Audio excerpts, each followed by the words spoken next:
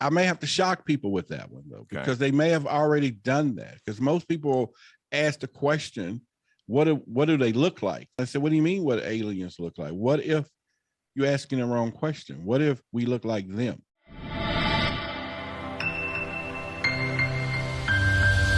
Thanks once again for joining me here for the Launchpad podcast. My name is J-Man, and this is a platform for free speech and people to use my platform to speak freely. This gentleman is featured in Billy Carson's Black Knight satellite documentary, also on Gaia in George Norrie's Beyond Belief. May 20th, you can catch him on Alien Endgame on Discovery Plus. On top of all of that, he runs one of the most successful UFO groups on Clubhouse, approaching 25,000 people. Host of the podcast and YouTube channel, Why the Big Secret, Roderick Martin on the program. How you doing, brother?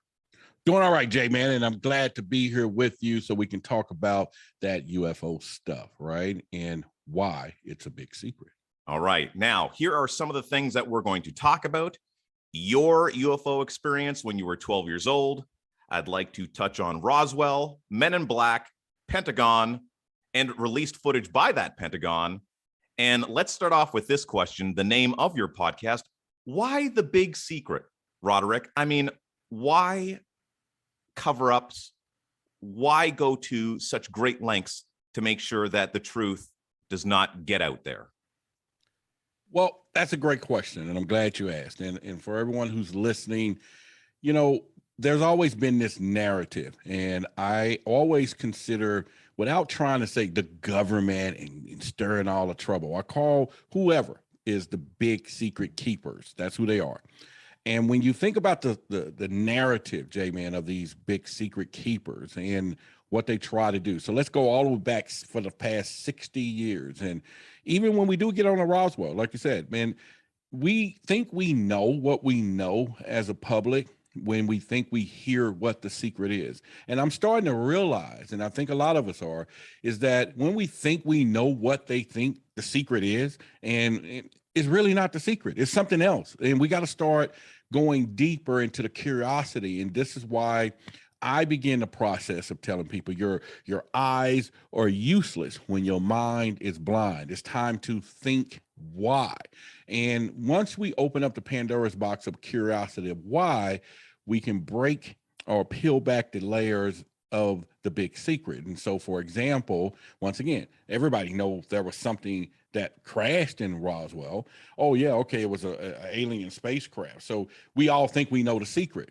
But what if it was something else? And we can cover that later. But the whole point of why the big secret is now to get people to think past the narrative. Okay. So when I think of the big secret, and I'll foreshadow a little bit in regards to the Pentagon, which has released some footage over the last couple of years of unidentified flying objects. And I think the damage of the secret actually coming out is the fact that then we kind of all know that they've been lying to us for the last 75 years, right? So, I mean, at what point, how do they deliver this kind of information? What is it exactly? Like, what is that secret? What do they not want us to know? Is it free energy? Is it alien technology? Is it just the fact that we're not the only people out there? Like, what's the deal? Well, let's take what you just said about free energy. I don't think any of us seen a UFO stop for gas. Right. So imagine in the crash at Roswell, they really heard one of the aliens right before he died say, I want to give you guys a gift. Here's free energy. So imagine if that was the big secret and it got out and the whole economy changes, right?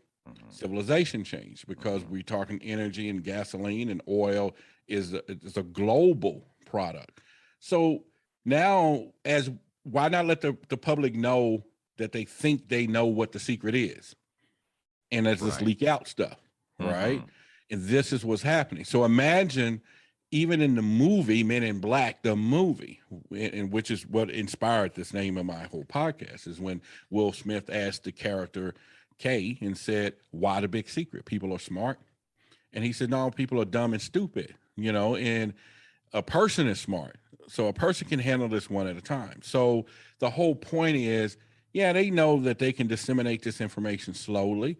Some people will find out a little more deeper, but at the end of the day, everybody don't truly need to know what the true secret is. And this is where the truth seekers in my community, uh, we go after the big secret keepers. We try to peel back those layers, and basically, we may not ever come down to the definitive answer, J-Man. But if I can get people to think why, then I can get them to think outside the box and begin to get curious and ask the right questions. Right. It's all about asking good questions. So, absolutely. Before we get on to your own experience when you were 12, let's just finish off with Roswell by you just answering a couple of questions. I'm going to tell you what I know, and then you can kind of tell me what you know. All right, there we go. Okay, so we were told that it was a weather balloon. It was not. Was there an alien craft that crashed in Roswell, and were their bodies recovered? And as far as the men in black are concerned, I know that those are legitimate. Apparently, for those that saw Roswell, whatever it was, they were visited by men that were dressed in all black, telling them that if they were to divulge any information on what they saw, that there would be some type of deterrent, correct? Yes, and yes. And there was 2 crashes in Roswell. Oh, okay. I did not know this. Yeah, there was 2 crashes there. And one thing about it is that the real rumor is that we used I think it was some type of magnetic technology, and we brought those crafts down. And yes, there was a crash. There was alien recovered bodies, grays at the time. And then you think about all of the material. And when you look at some of the history of this crash, this guy, Brazel, that's his name, found this stuff on his ranch out in the middle of nowhere. You're talking, it was like 80 acres of land. So the crash site was huge for one of the crashes. And so when you think about what you just said, whether Men in Black, then they come back and say it was a weather balloon. But if you go through the history of the local newspapers, there was an article that the government actually admitted that they had the flying saucer. So there was a clipping that one of the newspapers that they said, okay, the mystery of the flying saucers has been solved. We do have one. And then particularly they came back and said it was a weather balloon. Now, here's the kicker. Back in 1933, this happened in 47. Back in 1933, we had the Battle of Los Angeles, if my dates are correct. This is where a craft flew over Los Angeles in the middle of the night around 3 a.m. And it was huge, big old ship, right? And so, but our military engaged them, and it was over 1,400 rounds. There was air raid sirens. What did they come back? If anybody in the audience remember, what did they come back and say what they were shooting at that time? A weather balloon. Okay. All right. So they knew that story already worked. It worked. Yeah. It worked in 1933. Right. And the problem with that is we shot 1,400, anti-aircraft stuff into the air, and our military couldn't knock down a weather balloon. Right. Okay. That doesn't make any sense. It doesn't make any sense. And so since then they made movies, out of this Battle of Los Angeles. But if you look up the history, they came back and said it was a weather balloon. So they didn't have no choice but say, wait a minute. That worked in 1933, and that was a huge mother craft. We had aircraft and battle and all that all night long. Right. Let's just say this was a weather balloon too. Okay. Now, after Roswell, the next thing that came to me as I got curious about life from other planets and UFOs, it was like Bob Lazar, right? Now, Bob Lazar apparently has worked or touched or reverse engineered the propulsion systems on UFOs and things of that nature. Do you know which UFO that would be, from what crash, or how far they've come along with that technology? Well, I don't think any of us, in particular, if I can go back in my memory, I don't think Bob Lazar never pointed out what it was from, because in part of his story, how he found out was that they left a hangar open, and he actually saw the craft itself.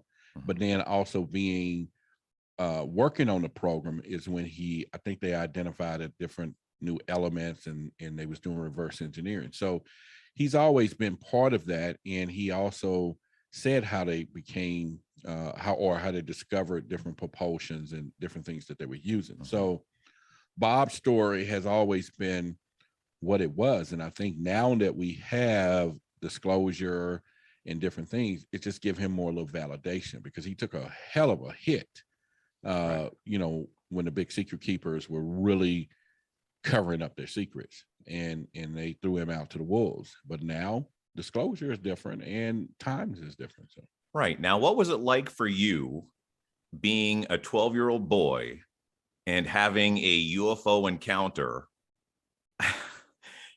Did you share it with people right away? Is this something that you kept to yourself?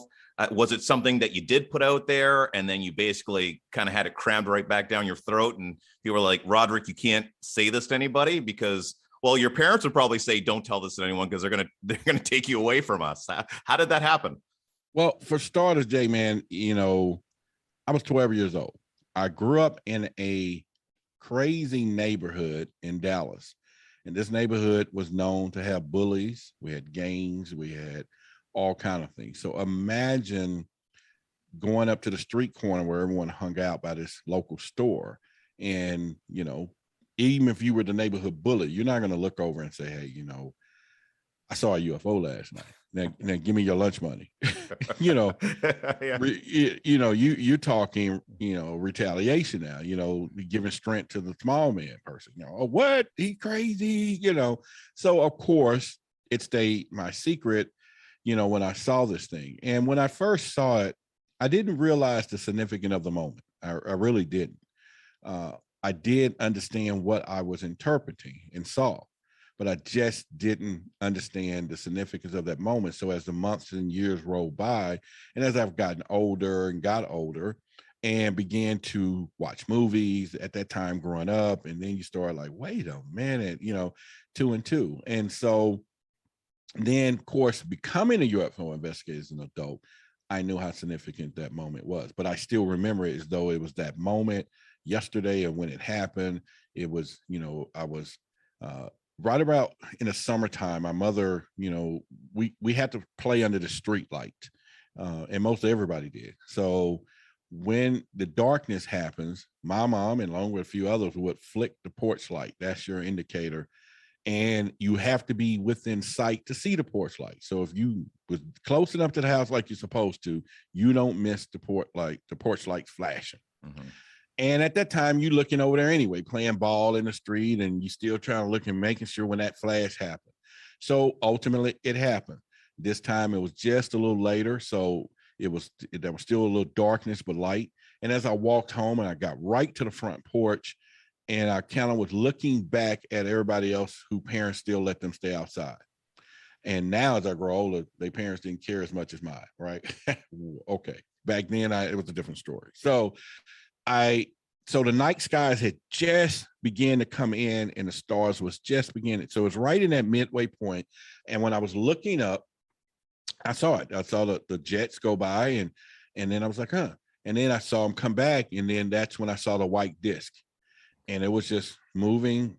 You couldn't hear anything. And then you just saw the two jets floating right behind it. And then you come back, and it's back again, and it was behind them.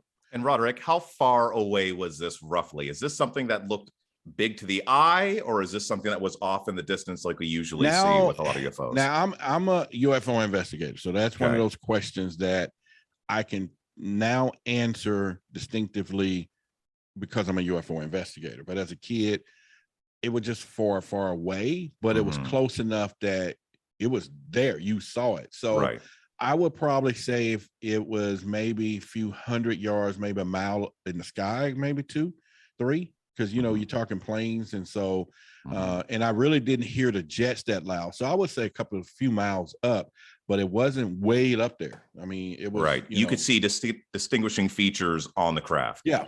Okay. Well, no, I just saw it was just kind of a white glow. It was like you saw and I ain't calling it. It would definitely wasn't a tic tac that I know what I can see today. It was just round from what I saw, and it was illuminated just a little bit, and it was just zipping. Okay, like an orb. Yeah. Okay. And at any point no, where it wasn't a lidded orb. It was a craft. Okay. Yeah. Okay. Because, Now, like were you freaked out at all, or were you just totally no, calm I or was fascinated? I was fascinated, like, wow, what the hell? Right. And that was it, because it was like, wow.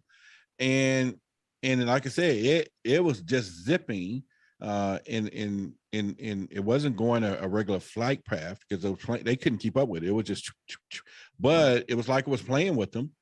And and then when I saw the two jets, I was like, oh, okay, that was it. And I didn't think none of it. But then, like I said, as the years and months rolled by, I was like, wow, that was amazing. Right. So now, Roderick, yeah.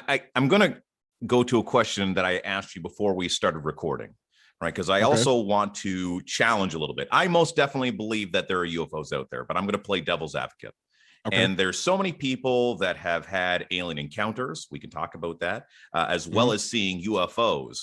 And you know what? Back in the day when maybe there were VHS cameras with not that great zoom quality, et cetera, maybe there was an excuse as to why there wasn't great footage out there. Now, when there are cell phones today with zoom capability where like literally from here to wherever you're living, I can zoom in and catch a nostril hair on your face. Why is it still that it's so difficult to capture a UFO or an alien like up close, like a selfie kind of close? Is that just ridiculous to think? Or like, how come we haven't caught one yet like that? Well, you used the word selfie of an alien, so we're gonna move that one to the side. Okay, we got to. I mean, that's. I no disrespect. No, but listen, I may have to shock people with that one though, because they may have already done that. Because most people ask the question, "What do they look like?" And I hurt the feelings when I said, "What do you mean? What aliens look like? What if you're asking the wrong question? What if we look like them?" So we'll get back to that. Okay. And so the selfie thing works. They might have taken it and just didn't know it. So now the cameras that people have to know is, and I get that question all the time. So, but if you think about the lens that's on these cell phones, it's not designed to take a picture of something that's a mile or two away. So quite naturally, most people try to zoom in, and that's what messes it up.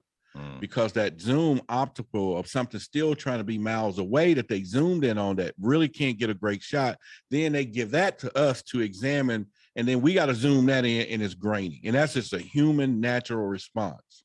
Okay. So if most people will take the time not to zoom, then you will get probably a better picture when someone's able to analyze it in deeper. But it's that zoom which pixelates it automatically, which they think they're getting a closer shot, but then try to zoom in on a zoom once they done. And that's a natural, and 99%. It distorts it. Okay, so here's another one. Occurrence. Here's another one then. Like as far as hotspots for UFOs, why not have high-powered telescopes or some type of optical zoom thing that's just focused in on a certain part of space where maybe we see them the most, and maybe we just happen to catch one fly by? These may be dumb questions, but I'm going to ask them. Well, then listen, we're not going to worry about this organization called NASA, who has satellites and telescopes. Okay. Or the observatory that's in Arizona, which has the biggest telescopes. All of these, by the way, J-Man, have caught something moving by. But you got to remember, and I don't know about using bad words today, right? Please. Right? Yeah, do it. We can. It's a big ass space out there. Yes. And so it is possibly impossible for a fixed telescope of any magnitude to be sitting at one spot, catching something that moves from coast to coast within seconds. Okay. Fair enough. We know, yeah. So it's just not, and unless the extraterrestrial know it's watching, stops and do a Heisman for us. You get what I'm saying? Yeah. Y'all there? Okay, now y'all can put your tabloids and go.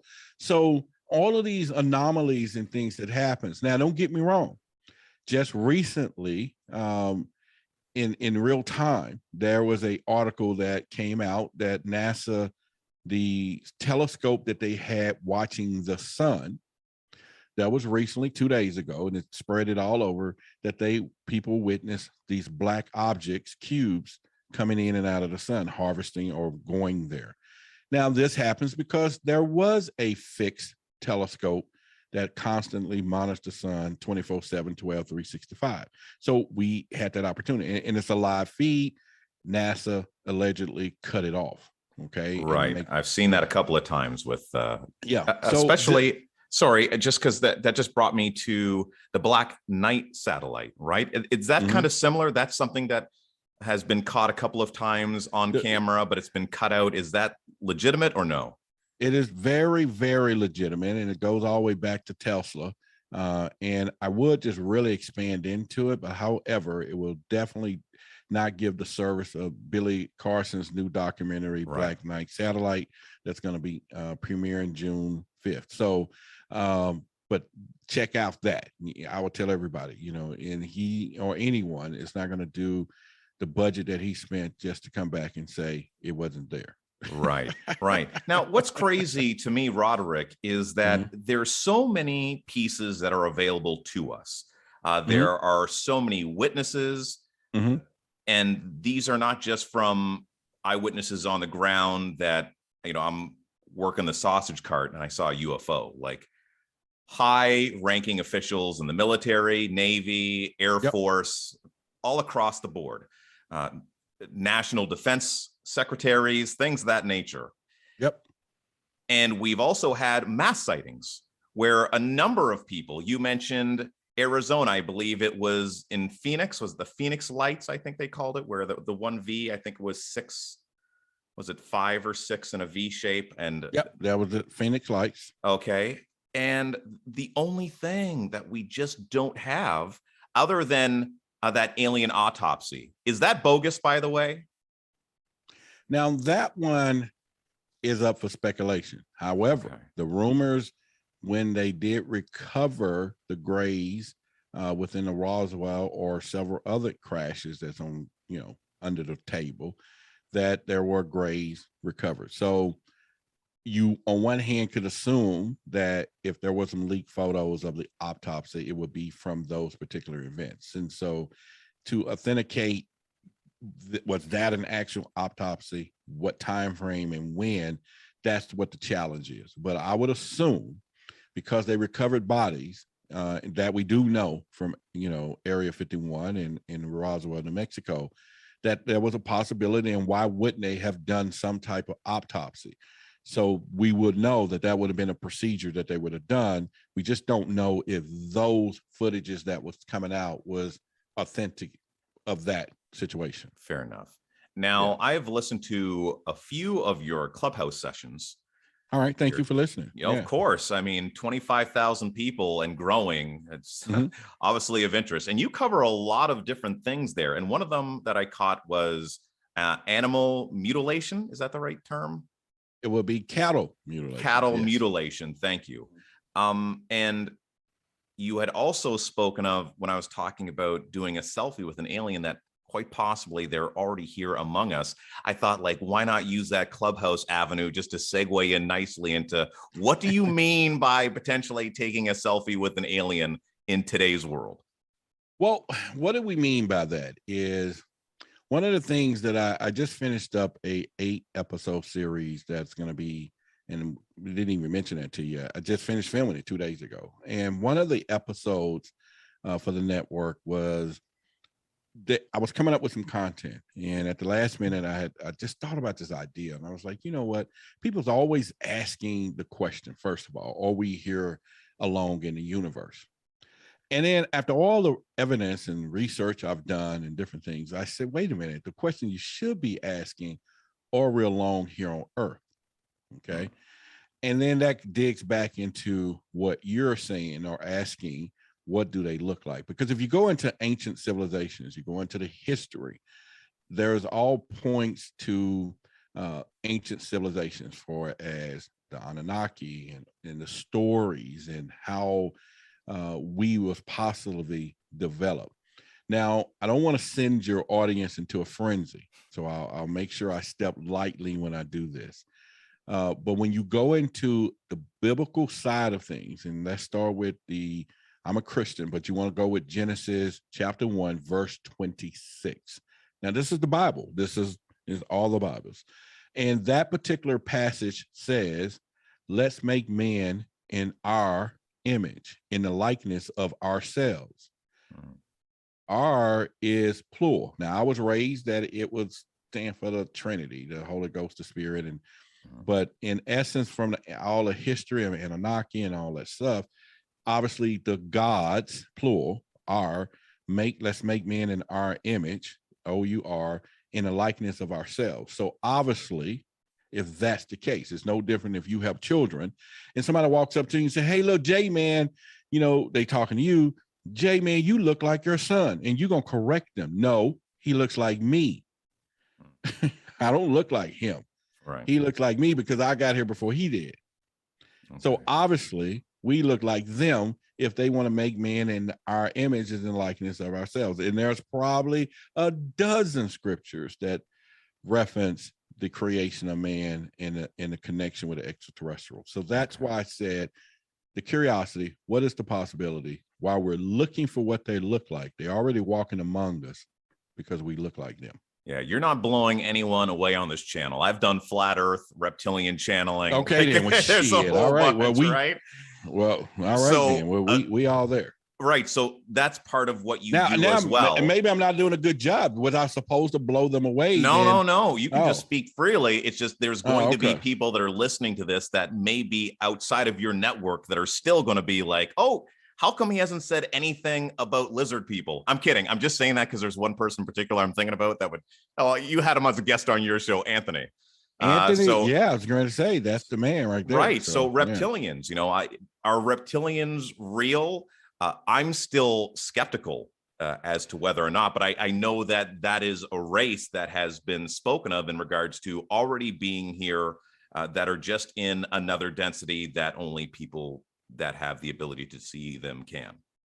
I have been reading a book by David Icke. Right. Who I also had on the program. Yeah. Really? I want to meet him someday. Okay. I really absolutely. So yeah, we can definitely go to lunch. And he had a lot of great and interesting information when it came down to reptilians. Enough that got me curious enough to begin to just doing some not just Googling, but checking a few books and I think that they do exist because once you start looking back again and connecting the dots with the ancient civilization, the Book of Enoch and all these other stories, then we're dealing with what people need to really consider, that there are several species of extraterrestrials.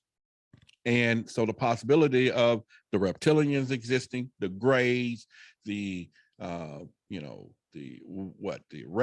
the giants, you got the mantises, the giants, and you have all of these are not just possibilities anymore, but things to really think about.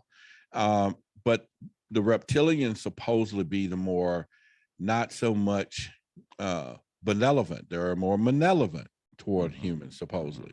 And so when you're looking at, and that's another contrasting thing we need to really probably get into.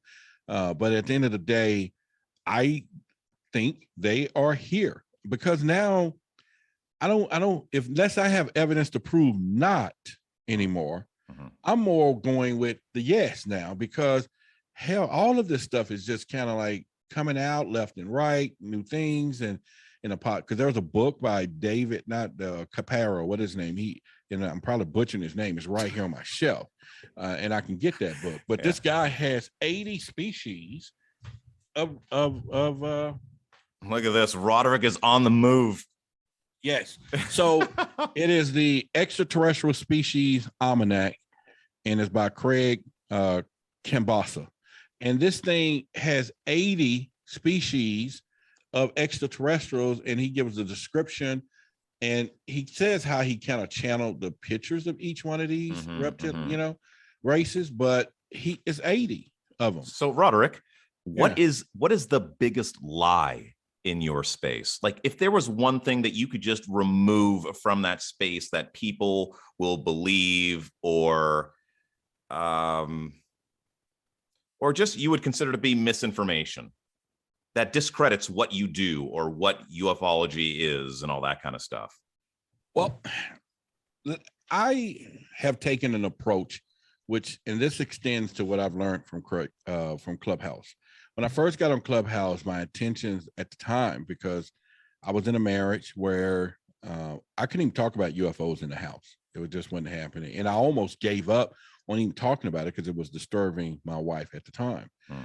And so when I got on Clubhouse, I said, well, maybe I can find 20 or 30 people to talk to about UFOs. Then all of a sudden, the group started growing, hundreds and hundreds of people a week. People start coming in. And the number one question was the question, and it's going to come to your answer.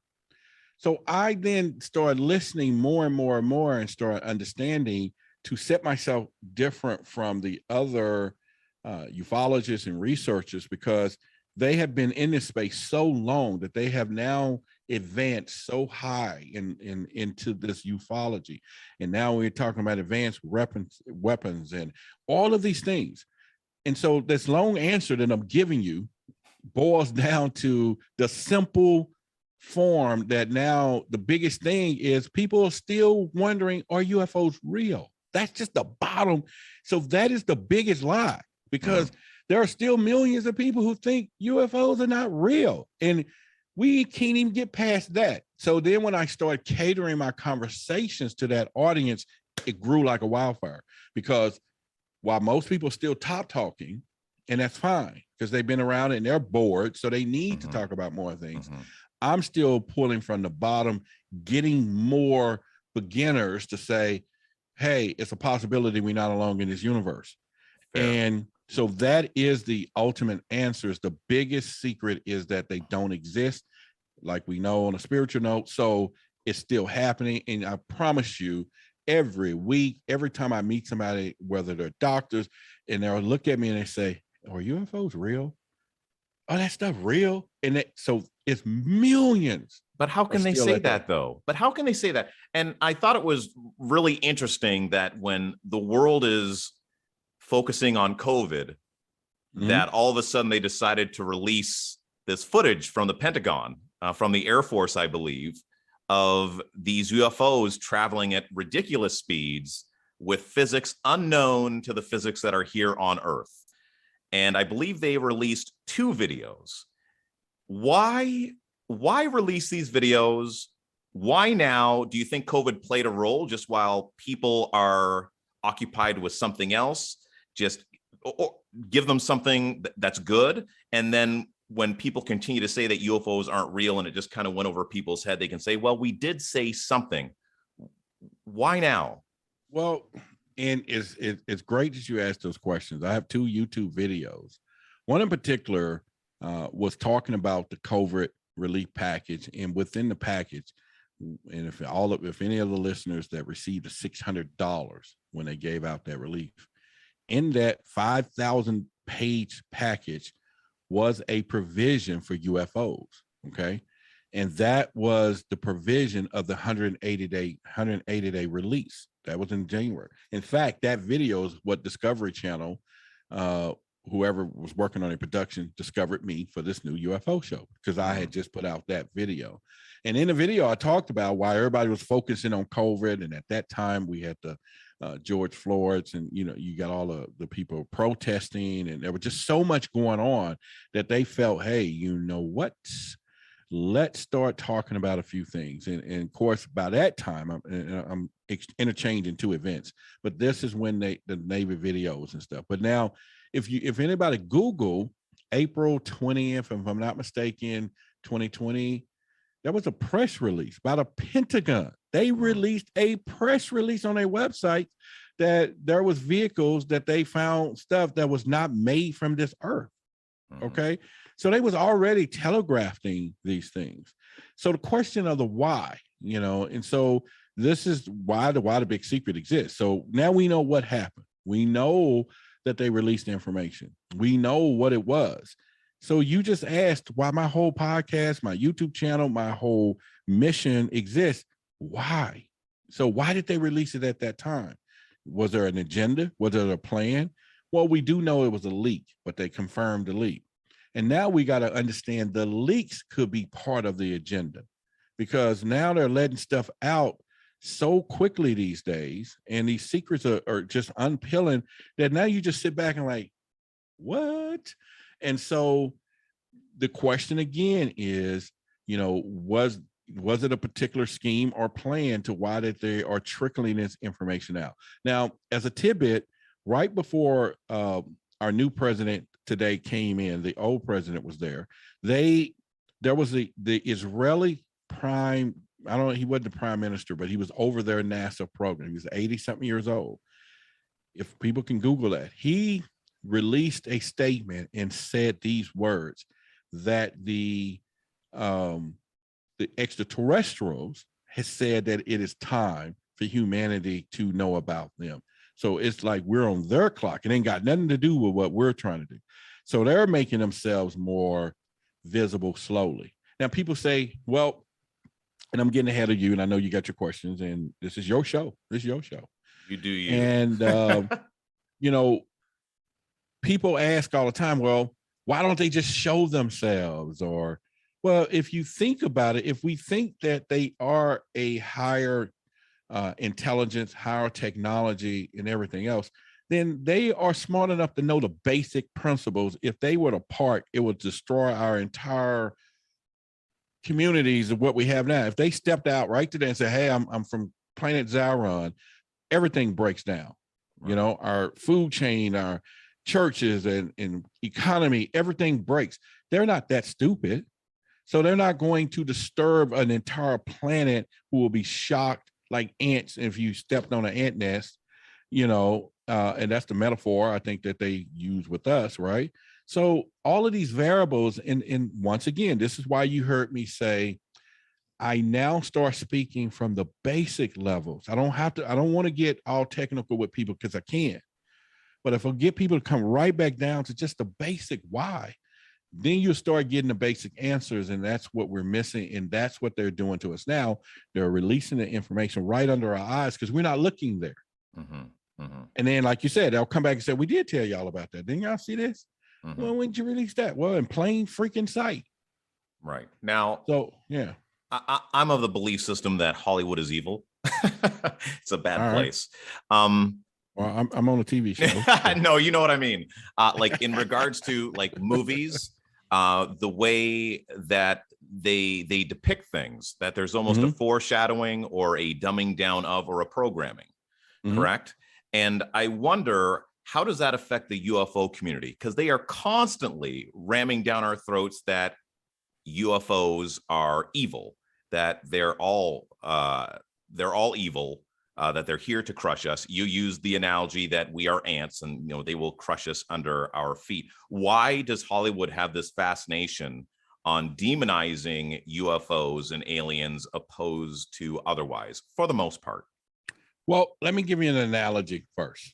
You have a front yard, right? Let's just say it's Friday night.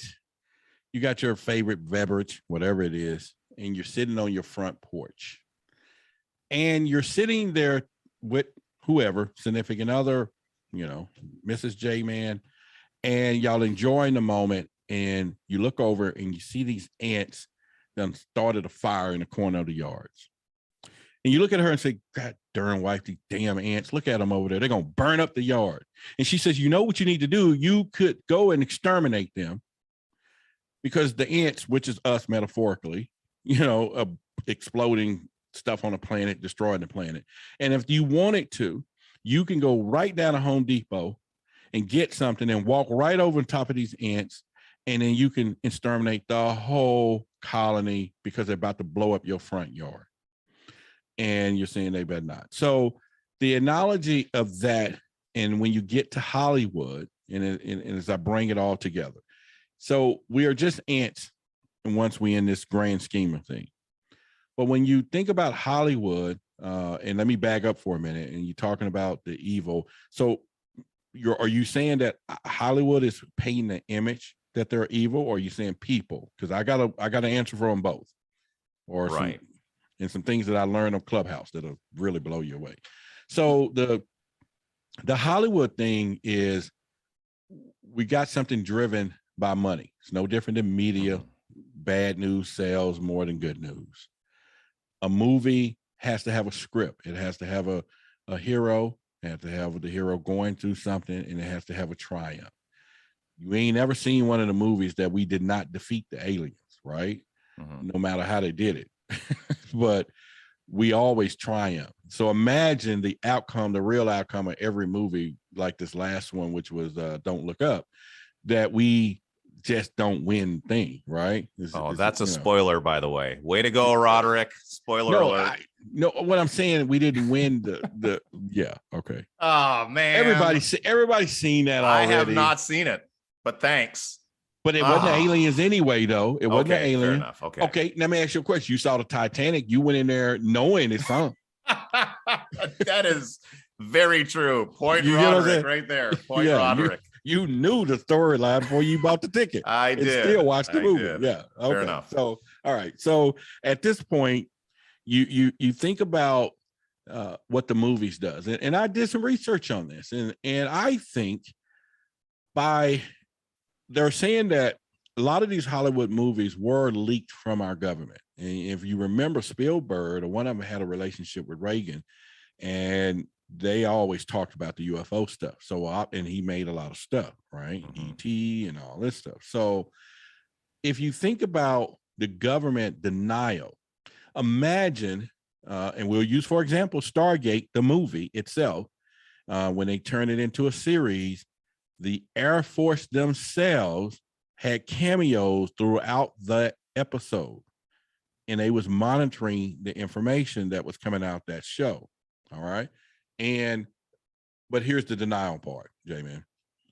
If I walked up to you and you the military captain and general, and I said, man, I saw that stuff. It was in the movie, blah, blah, blah. Or no, I saw this. I know y'all got a Stargate. And you're going to say, he's crazy, ladies and gentlemen. He saw that in the movie. See, they did that on purpose. Right. Okay. You give us so that's exactly what I was looking for. Right. Yeah. Why not leak it out, let it be, and give them something they can work with? So at least we got a plausible deniability that the people are lunatic. They just saw it in the movie, and that's how they can control the flow. Okay. Now I'm thinking of one of the most popular movies, I would think, when it comes to aliens, Close Encounters of the Third Kind. No. E.T. Now get out of here. I mean, as far as like, if I think about E.T. phone home, I mean, they made him look like he was lost. No. We got to help them out. We got to get them back. They ain't blowing us up. That was, he wearing kid clothes and E.T. go home. He was. This is a pleasant experience. Okay, sure. Yeah. I'll give you that. Yeah. Probably the most popularized alien movie, but I mean in regards to something that I could believe, something believable, something real, a government on top of a mountain that is playing music to a UFO and the UFOs responding and then all that good stuff. I'm not going to play spoiler like you just did. I'm going to have people go watch it. Now, but we didn't see an alien in that movie though. Well, I'm not even going to talk about it. Maybe we did see an alien in that movie. Maybe you need a refresher there, Roderick. I think you might need a refresher. We saw shadows. You're spoiling it even more, right? Stop it. No.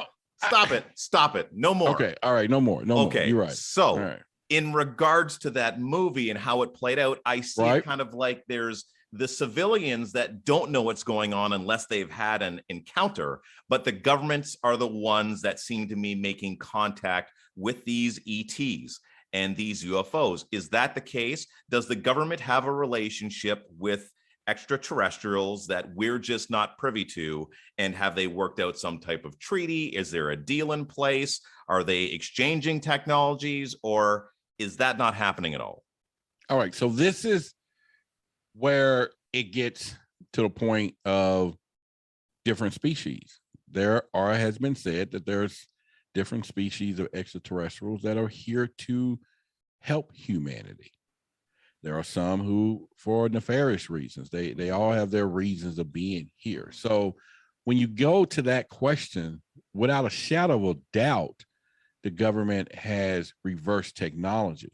Okay. So when you think about this, and this goes back to the rumor that people say, well, those orbs are China. They're from China. It's a foreign technology or whatever.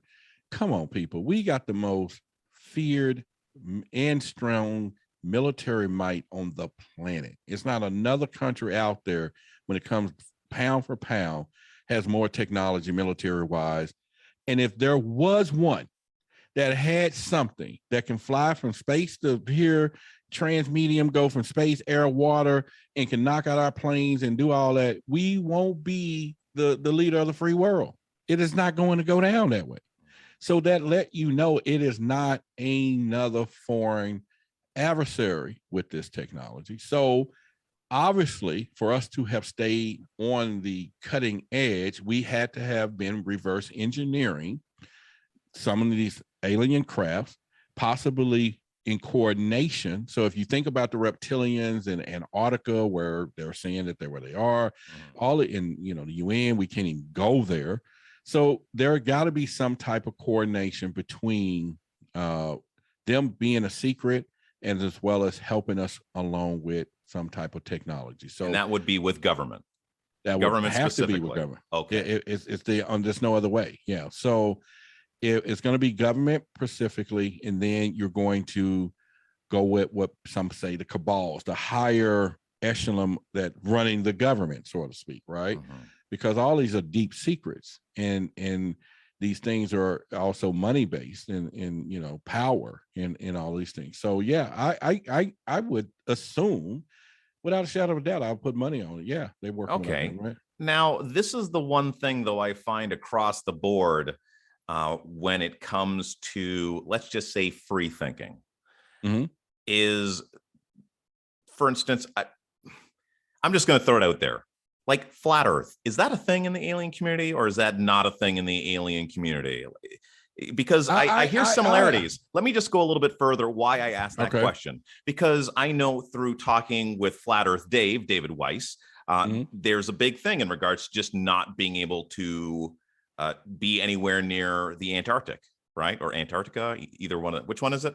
Antarctica. Okay, that you cannot cross the paths, or like it's something to do with the passage of the penguins, something of that nature. NASA, right? And so when I hear you talking about NASA, I hear him talking about NASA, I hear you both saying that people cannot be in that airspace.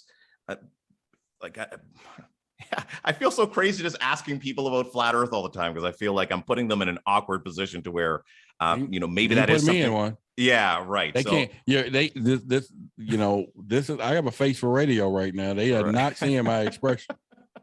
Okay, so no. Okay, no to the flat Earth. We can just put that to rest. No flat Earth. No. I mean, listen. All I can tell you, the basic, and this is where I'm gonna lose some credibility with the audience. And when I say credibility, I'm human.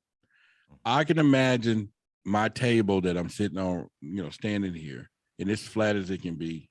And if I just continue to roll my keys over there, it's going to fall off the edge because it's flat. And I welcome the theory of flat Earth and say, okay, it's flat. How do we answer for, and I know they got an answer. So, drive to the edge and let me know. Right. Yeah. You get what I'm saying? Prove it. Just drive to the edge, come back and say, hey, Roderick. And I'm using this in layman terms. Now, I'm sure there's a lot of 3D mindset technology that confuses us to how we see the information, even differently from flying up in space, taking a shot back, looking at the moon from here, who don't look flat. It looks round as it can be. The sun looks as round as it can be. You get what I'm saying? So I don't know how something, and maybe we're looking at all this in different angles. So now the theory of flat Earth exists, and the theory of Antarctica, and it all ties back into a story back in 1930. There was a Russian, the leader at that time was Stalin. I forget his name, but he ordered an expedition to go to Antarctica. And some people it's hard to find this information, but there is a documentary out there called Two-Faced to Gray. People need to really check that one out. And in there, they do go over the same timeline. But in that particular point, the Russians went to Antarctica, and at that time, it was a race between China, United States, and Russia, trying to build a nuclear weapon. And Antarctica was known to have an unlimited supply of uranium, and as well as, other things that we need, because we was using much of it here. So they went over there, and supposedly they were met by some bronze, beings who stood 10 to 12 feet tall, 3 of them, and they were surrounded by smaller grays. And they told the leader of that expedition, they said, hey, don't come back here. Don't come to Antarctica. Okay. And they said, well, we're on a peace mission. We're just looking for it. And he said, no. And they spoke telepathically, and they told him, no, we know why you're here. And the kicker of that, they asked those bronze, who are you? And they told them they was from the galaxy Orion. And then they made a statement that I could leave out that was powerful and who they were. Okay. And it goes back to what we talked about earlier. And so they went back to tell the leader of Russia at that time what happened. And he didn't believe them. He thought they were just trying to be away from Antarctica's unforgiving, weather conditions. And he put them all in prison for life. Oh, wow. At this time, Hitler had just invaded Poland, and which within 2 years, he took the whole side of that world over. But he, through his back end spy program, heard about the Antarctica expedition that the Russians had. So he sent his group over there. Now, this is in a history book, so people know. This is when he sent his groups in the 1940s or whatever, they met a flying saucer from that same area, met them, and Hitler shot it down. This is how Hitler got the technology for the Bell aircraft, because he shot it down. He told his people, reverse engineer this. I need to make this into a weapon. This is where the name Wernher von Braun comes in place. He worked for the Germans, and he was developing the anti-gravity Bell unit thing, and they was going to weaponize this thing. Well, by this time, Japan bombs us in Pearl Harbor, brought us into World War II. Ultimately, we defeated Hitler, which we, defeated Germany. We then took his whole space program, which we gave 1,400 scientists a war pardon. And this is how Wernher von Braun became working for NASA. Remember, all of it was German scientists, because we defeated them. And then within moments after that, we came out with the bomb that we then bombed back on Hiroshima or whatever. Right. And what people don't understand, we almost spoke German. Had they finished that technology, we'll be speaking German right now, right? Right. So now, at this time, when Hitler shot down this craft, then our Wernher von Braun came over to United States. Remember, we defeated him. He now works for NASA. He tells our president, which is either Truman or either Eisenhower, okay, about what happened. What did we do? If you heard of Operation HighJump, we sent Admiral Byrd to Antarctica, right? And have you heard of Operation HighJump? Okay, look it up. Everybody who's listening, most of your people know about this. Okay. This is in the books.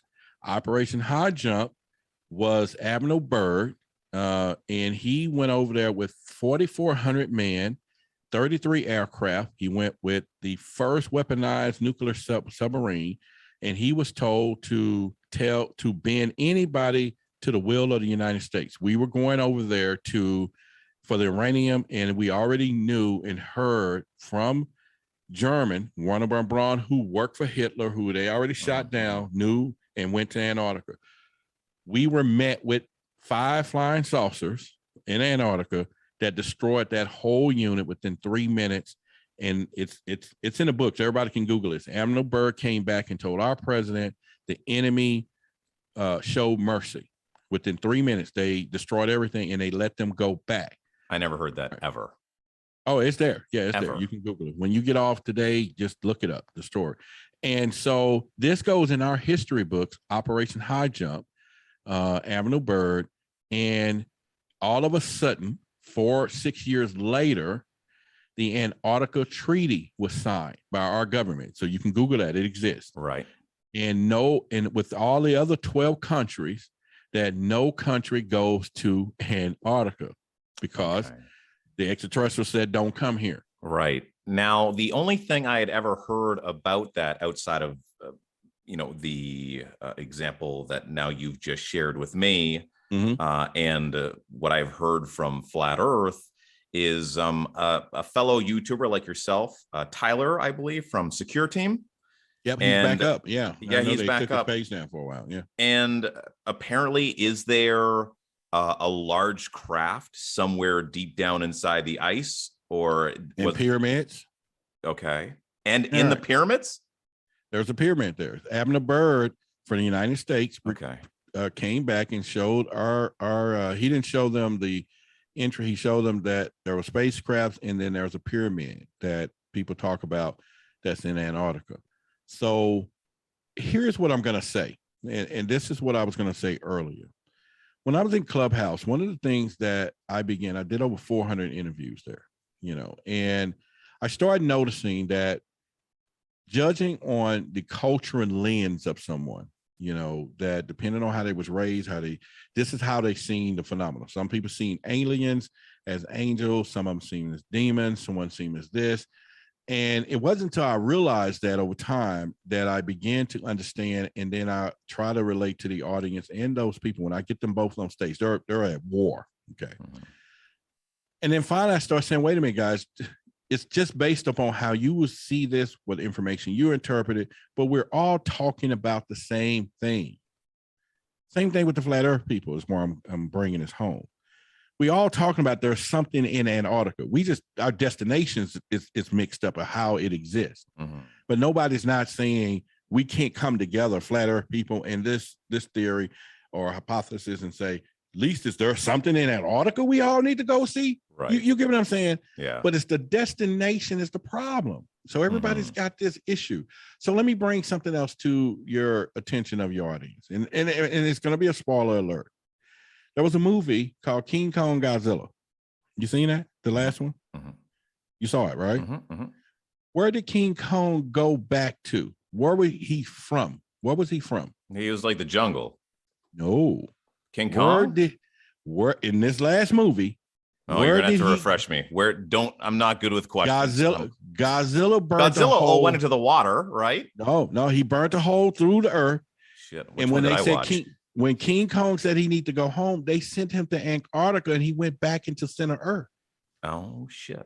Yeah. You remember? Okay. That's where he was from. And it had a sun in there. It had everything, light, and it was gravity was a little different, but he went back. It was a hole in Antarctica. Well, there's another movie I'm not going to watch. And he went into center Earth. So, but I'm saying is they're showing this stuff, right in real time. Okay. And we're looking at it, but we're just not putting the dots together. So, so it's okay. You can put aside your differences and just focus on the one thing, which seems to be UFOs are real. That UFOs are real, right? And we'll just leave it at that. UFOs are real. And now anything after they're real, now it's possible. You got to get the baseline. That's a human. The duck, that's a duck. All right, so that's a duck. Now that we know it's a duck, we know those eggs from it is duck eggs. You get what I'm saying? It's just we don't have to think about what is in the eggs. Well, the duck laid them. That's a duck egg, Right. But if we don't get the duck right, we don't know what's in the eggs. They're gonna speculate. The eggs are square, they flat, they're this, guys, UFOs are real. We're not alone in this universe. So all that is possible. And we can think we're in the matrix. Maybe we're not in the matrix. We see things this way. But the reality of it right now, Flat Earth people can't go to Antarctica. They can't walk over there. Ain't nobody getting over there. And we can't prove it. We know we can't go over there. We know that's a treaty. And we know the history of Abner Bird, all of these things. And so if we just connect the dots. We can think different. Now, I'm so glad that you kind of left it at that, because I think it's a beautiful place to close, because that's what this show is all about, is just having free thought, putting it out there, and you can take what you want from what we just said, or you can just leave it on the table. Regardless, we're glad that you stopped by to take a listen with an open mind and hopefully share a couple of laughs with me and Roderick. What I will do is I'll include my interviews with David Icke and Anthony, the reptilian channeler, and Rob Gauthier, another one of his friends. And to close, I'm also going to make sure that all the links are in there for Roderick's YouTube channel, as well as the podcast links and his Clubhouse group. And, take us home with some of your documentaries, when those are going to be happening. And I'll make sure that the links are in the description for that as well. All right. So one I'm really excited about is going to be May 20th. Okay. This is the documentary called The Alien Endgame, and this was a show that has 3 hosts. I'm one of 3 hosts. I am the UFO investigator. Rich Emberlin is the main host. He is a former FBI, CIA, worked with trained the CIA, the military. So he's on this quest about their military cover-ups. And so he brought in Melissa Tittle as an investigative reporter. So she's in it as the 3rd host. And then he brought in the investigator UFO, which is me, for MUFON. I'm a MUFON investigator. So we go on this journey. We're, interviewing different people. I interview a couple of people. In fact, in this particular documentary, people are going to get a kick out of it. We reveal some of the first official cover-up UFO encounters that the military actually ordered some of these people to fire up on UFOs. Some of them didn't make it, some of them did. I interviewed a guy, and his father lived to tell the story, which Nick Pope is in there. So Nick Pope is one of the ones that got his father's story declassified. And so I interview him, and then I interview a couple other people, as well as we did some roundtable different stuff at a secret bunker. So awesome. May 20th, Alien Endgame, my debut, and I'm excited about it. And I got a lot of other projects from now, a couple of them that's coming down the pipeline. So. All right. Well, Roderick, thank you once again for joining me right here on the Launchpad podcast. And thank you, the viewer, for listening us to go on for a little bit. I don't know. I think this is going to be probably an hour podcast. Not too many people make it past 45 minutes. So congratulations on that. So to Roderick and to you, take care, be well, and love simply because you can. Absolutely. Thank you for having me. No problem. And subscribe to both our channels. I'll make sure to have those in the link. Yes. Subscribe. Thank you kindly.